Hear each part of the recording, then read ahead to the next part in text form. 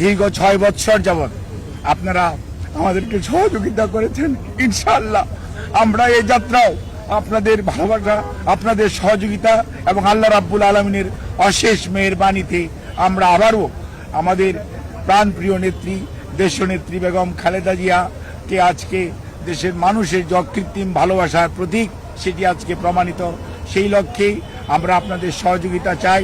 আমাদের ভারপ্রাপ্ত চেয়ারম্যান জনাব তারেক রহমান আপনাদের সবাইকে অনুরোধ করেছেন যে ধৈর্য ধারণ করার জন্য, এবং উনি সার্বক্ষণিকভাবে বিরামহীনভাবে দেশি বিদেশি চিকিৎসকদের সমন্বয়ে গঠিত মেডিকেল টিমের সাথে সার্বক্ষণিক যোগাযোগ রাখছেন। কাজে আপনাদের সহযোগিতা ছাড়া চিকিৎসা কার্যক্রম সঠিকভাবে পরিচালনা করা সম্ভব হবে না।